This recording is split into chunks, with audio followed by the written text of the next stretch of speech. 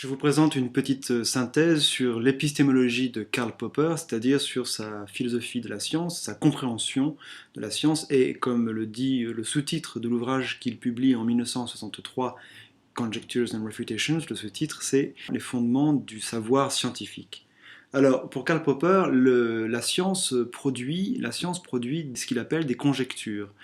Des conjectures, c'est-à-dire en fait des hypothèses pour expliquer le réel. Alors, ces hypothèses, d'où viennent-elles? Eh bien, pour Popper, elles peuvent venir tant d'observations antérieures ou de théories antérieures, mais elles peuvent venir aussi bien d'intuitions, des intuitions extra-scientifiques ou même métaphysiques. Pour Karl Popper, les conjectures de la science peuvent très bien être le fait donc d'un véritable acte créateur de l'esprit. Autrement dit, il s'oppose par là à une certaine obsession de l'épistémologie empiriste qui voudrait que les conjectures ou les hypothèses ne dérivent uniquement que de l'observation sans aucune activité de l'esprit, que l'esprit soit le plus neutre possible. Popper ici finalement affirme que l'origine des conjectures scientifiques n'est pas un vrai problème. Elles peuvent venir effectivement de conceptions religieuses, métaphysiques, philosophiques, spéculatives. L'important n'est pas là. L'important est dans la testabilité de ces conjectures, autrement dit dans le fait que de ces conjectures on puisse déduire des prévisions, des observations qui seront éventuellement réfutables. Autrement dit, il faut que, à partir des hypothèses, quelle que soit leur origine, bien on puisse proposer, concevoir, envisager, et même finalement mettre en place évidemment des situations de test dans lesquelles existe ce que techniquement on appelle un falsificateur potentiel, c'est-à-dire une observation, un fait, qui est capable de falsifier, c'est l'anglais to falsify, mais on traduirait peut-être plus exactement en français par réfuter la prévision qui est déduite de la conjecture. Alors, ces prévisions sont soumises à l'épreuve dans le cadre de tentatives de réfutation. Ces tentatives de réfutation peuvent prendre la forme d'observations de faits ou bien d'expérimentation, d'observations provoquées des faits. Eh bien, dans ce cas-là, de deux choses l'une. Alors, soit la conjecture est réfutée, c'est-à-dire que les faits ne correspondent pas, les faits observés ne correspondent pas aux faits attendus. Dans ce cas-là, la conjecture, l'hypothèse doit être abandonnée ou reprise. Et les tentatives de réfutation peuvent, si c'est pas la réfutation, peuvent corroborer. Alors, Popper parle de corroboration parce que il ne veut pas parler de confirmation ni de vérification. La confirmation et la vérification d'une conjecture, donc d'une théorie, d'une hypothèse générale, ne peut en effet pas être accomplie par une observation, une expérience singulière. C'est une question de logique. Le particulier ne peut pas valider le général.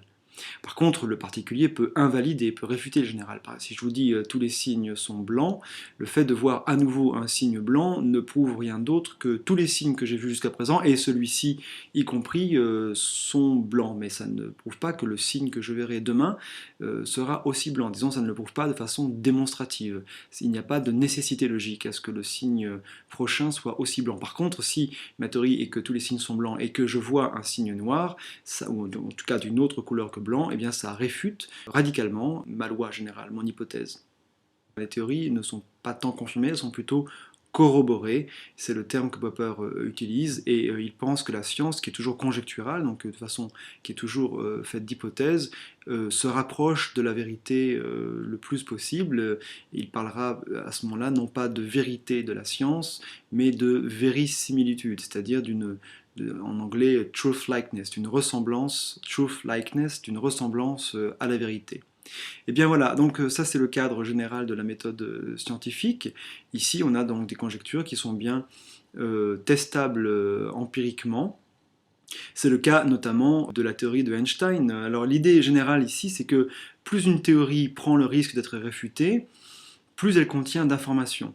En effet, si je vous dis par exemple demain il va pleuvoir ou il ne pleuvra pas, cette prévision ne prend pas le risque de la réfutation. J'aurais raison qu'il pleuve ou qu'il ne pleuve pas, mais en même temps, elle ne m'apprend rien sur le réel. Par contre, si je vous dis demain, il va pleuvoir à telle heure, à tel endroit, et telle quantité de pluie, là, évidemment, je fais une prévision très précise, mais je prends des risques. Alors, Popper, au début du siècle, à Vienne, a été très frappé de ce que la théorie de Einstein, elle, s'exposer radicalement à à une réfutation possible expérimentale. Autrement dit, la théorie de la relativité d'Einstein, qui ne faisait pas l'unanimité parmi les scientifiques, prévoyait comme à titre de conséquence une observation qui est la déviation de la lumière dans l'espace à proximité de corps massifs. Autrement dit, que par exemple la lumière d'une étoile pourrait être déviée dans l'espace à proximité du Soleil. Et que donc la lumière perçue sur Terre présenterait une position apparente de l'étoile qui ne serait pas la position réelle de l'étoile. Cette observation n'a pas été possible avant que Eddington ne parte lors d'une éclipse de soleil, observer une éclipse de soleil importante. Il part en Afrique, c'est un scientifique britannique qui part dans le golfe de Guinée en Afrique et qui fait l'observation et qui observe la position apparente d'une étoile exactement là où la théorie d'Einstein la prévoyait. Ceci rencontre donc la prévision de Einstein, mais avec cette particularité que Einstein, pour ainsi dire, a eu chaud. Autrement dit, cette observation aurait très bien pu réfuter radicalement la théorie de Einstein.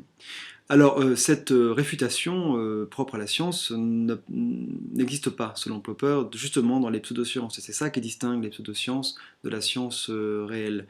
Dans les pseudosciences, nous avons des théories qui expliquent tout ce qui pourrait arriver, mais alors qui n'expliquent rien. C'est un peu comme dans l'astrologie, finalement. L'astrologie ne prend jamais le risque d'être réellement réfutée. Elle s'en sort toujours, d'une part par le vague de ses prédictions, et d'autre part par le fait qu'on peut toujours interpréter les événements dans un sens favorable à la théorie. Alors cette pseudo-scientificité, pour Popper, c'est le propre notamment des théories de Sigmund Freud et de Karl Marx, c'est-à-dire du freudisme, de la psychanalyse et du marxisme, qui sont infalsifiables, c'est-à-dire qui n'ont jamais chaud, autrement dit, qui ne prennent jamais de risques, qui arrivent toujours à interpréter la réalité favorablement, comme autant de confirmations. Alors c'est ce qui froisse Popper et qui lui fait rejeter ces théories-là dans le domaine de la pseudoscience, non pas qu'elles ne puissent pas nous apprendre des choses intéressantes, c'est-à-dire qui pourraient être un jour converties en des conjectures testables dans la science, mais en l'état, ça ne ressort pas du véritable domaine scientifique.